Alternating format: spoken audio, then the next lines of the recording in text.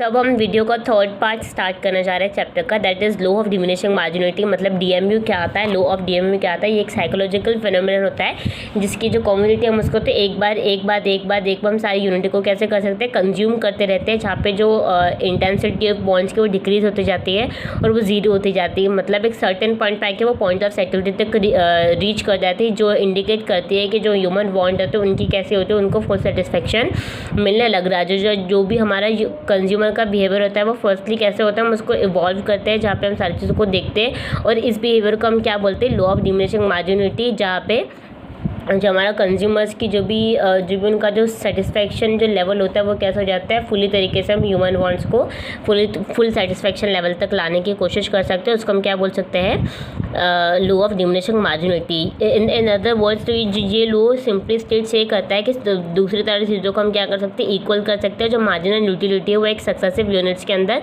Commodity को decline करते हैं और उसका एक सक्सेसफुल यूनिट को डिराइव करते हैं, जहाँ पे सारी चीज़ों को वो इक्वल लेके आते हैं और जहाँ पे जो सेटिस्फेक्शन होता है ह्यूमंस का वो प्रॉपर्ली फुल सेटिस्फेक्शन होने लग जाता है। नेक्स्ट हम देते हैं कि नेक्स्ट इसके एजम्पशंस क्या होते हैं, लोग के एजम्पशंस क्या होते हैं। यहाँ पे जो इसका पीरियड ऑफ कंजप्शन होता है वो हमेशा कैसा होता है, सेम होता है। जहाँ पे जो भी कंजप्शन हम स्प्रेड करते हैं ये हमेशा कंटिन्यूस होता है। अगर इसमें कोई भी ब्रेक अकर होता है तो ठीक है, तो ये क्या करता है, ये लो ऑपरेट नहीं करता है।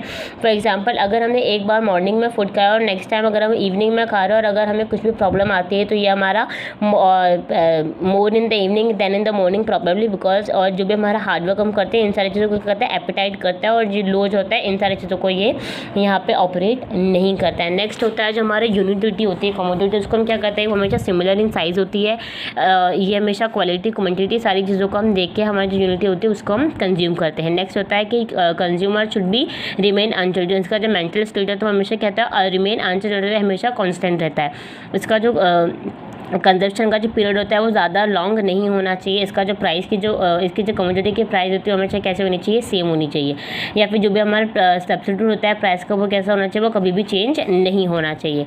अपेरेंट एक्सेप्शन तो ये सारी चीज़ें आप लोगों को कभी कोई किसी भी चीज़ में इतनी ज़्यादा नीडफुल नहीं है, तो इसलिए हम नेक्स्ट टॉपिक पर बढ़ेंगे। यहाँ पे देखेंगे थ्योरेटिकल इंपॉर्टेंस, किसकी थ्योरेटिकल इंपॉर्टेंस कैसे होती है। हमेशा कहता है कंज्यूमर्स के सरप्लस पे बेस्ड होता है। कंज्यूमर सरप्लस मतलब कंज्यूमर के सेटिस्फेक्शन पे बेस्ड होता है, कंज्यूमर का प्रॉफिट रिएक्शन पे बेस्ड होता है। नेक्स्ट होता है लॉ ऑफ डिमांड। तो लॉ ऑफ डिमांड क्या करता है, जो भी आपकी यूटिलिटी है उसको डिमिनिश करता है हर एक एडिशनल यूनिट के बाद। देयरफॉर जो भी हमारा डिमांड होती है वो हमेशा लेस होती जाती है हर एक एडिशनल यूनिट के बाद। तो ये लॉ ऑफ डिमिनिशिंग मार्जिनलिटी क्या करता है, ये हमेशा हमारा जो डिमांड होता है उसके ऊपर, जो हमारा लॉ ऑफ डिमांड होता है उसके ऊपर बेस्ड होता है। नेक्स्ट होता है हमारा ये इक्वी मार्जिनल यूटिलिटी होता है, जहाँ पे आपको मार्जिनल यूटिलिटी जो है इक्वी मार्जिनल यूटिलिटी या फिर लॉ ऑफ सब्स्टिट्यूशन, जो भी हमारे पास सब्स्टिट्यूट गुड्स होते हैं उसके ऊपर डिपेंड करती है।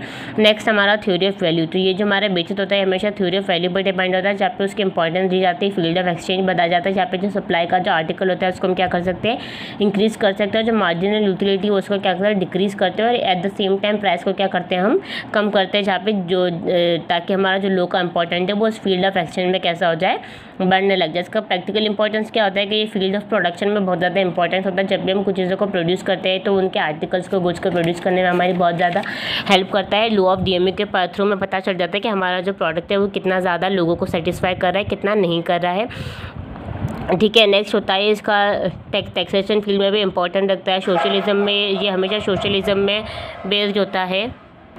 नेक्स्ट टॉपिक है हमारा कंज्यूमर्स इक्विलिब्रियम। जो कंज्यूमर्स इक्विलिब्रियम कैसे होता है, इक्विलिब्रियम मतलब क्या होता है, जब हमारा डिमांड और सप्लाई एक पॉइंट पे कि मीट करता है उसको हम बोलते हैं इक्विलिब्रियम।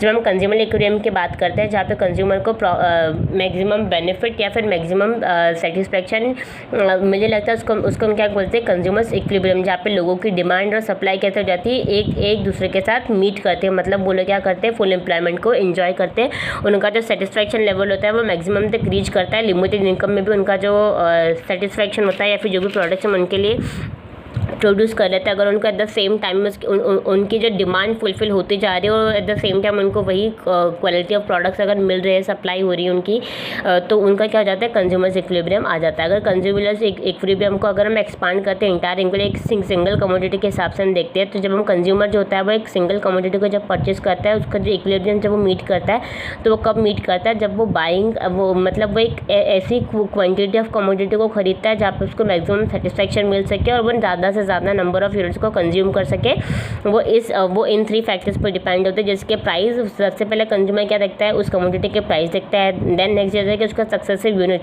मतलब उसका जो मार्जिनल यूटिलिटी उसके मार्केट में कितनी रेपो है कितनी नहीं है। नेक्स्ट हम देखेंगे उसकी मनी, मतलब उसका जो मार्जिनल यूटिलिटी, जितना पैसा हम जितना मनी हम स्पेंड करें या फिर जितना इनकम स्पेंड करें, उसके हिसाब से उसकी यूटिलिटी सेम टाइम पे है या नहीं है। नेक्स्ट हम देखेंगे कि इक्विलिब्रियम कंडीशन क्या होती है। इक्विलिब्रियम कंडीशन क्या होती है, जब हम सिंगल कमोडिटी की बात करते हैं MUX इक्वल टू PX की, तो MUX हमेशा कैसा होता है, ग्रेटर होता है PX से, मतलब जहाँ पे नो इक्विलिब्रियम वाली कंडीशन आती है, जहाँ पे कंज्यूमर जो होता है वो सिर्फ बाय करता है different greater benefit as comparison to cost, वहाँ पे सिर्फ अपना बेनिफिट देखता है, कॉस्ट को नहीं देखता है।